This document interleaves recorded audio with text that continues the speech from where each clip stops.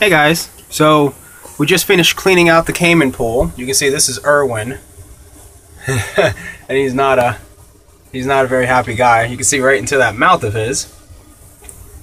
He's not very happy. He doesn't really like to be handled. Again, doesn't really like to be messed with all too much. And Irwin we actually got from Tom Crutchfield. So he's a really impressive animal of ours. He's got great coloration. Just doesn't really like to be handled all too much. And then again, this is Kira. Now, every once in a while, people will ask us what is wrong with their face. They'll see how they look and they'll say, "Oh my gosh, you know, is something wrong? Do they have a fungus?" But when Caiman Lizards shed, Irwin is shedding right now. Okay, you can see he's kind of got a milky looking color to his face. Kira, you can definitely see.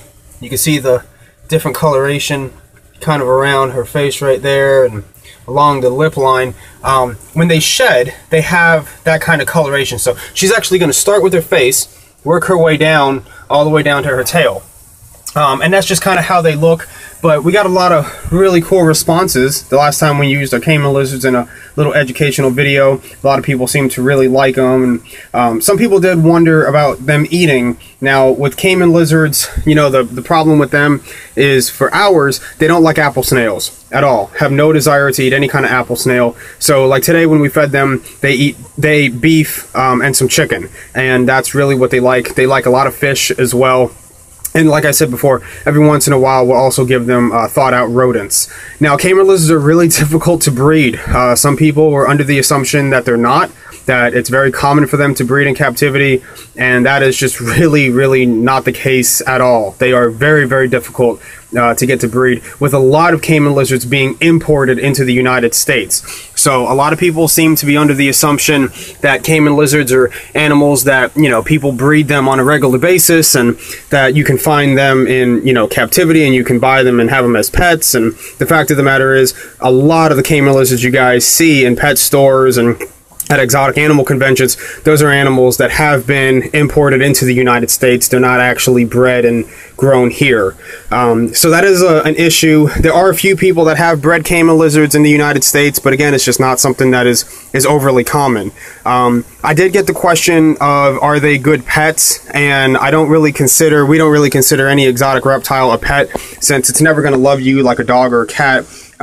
But they are awesome animals to own. So if you have the room and you have the funding to feed them and you have the time to devote to them, it's definitely an animal we have 2 thumbs up. They're just unbelievably beautiful.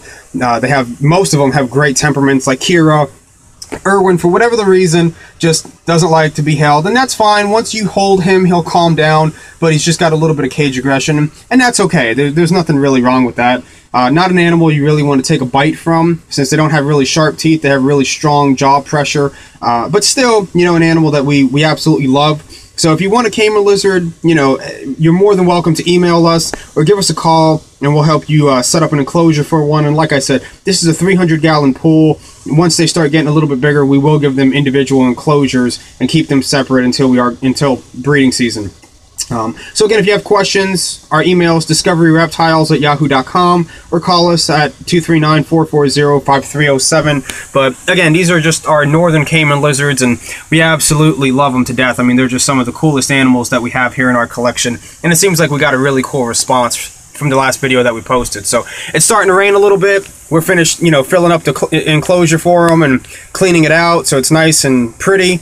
So we're going to leave these guys be for the night. If anyone has any questions or any kind of comments or anything, again, please feel free to let us know. We got a lot of great responses with the last video, and it got a lot of great responses for some of the other videos we posted as well, of our blue iguana hybrids and now our anaconda feeding. So if you guys have any questions or comments, please feel free to get back at us. All right, so you guys have a great night, and thanks again.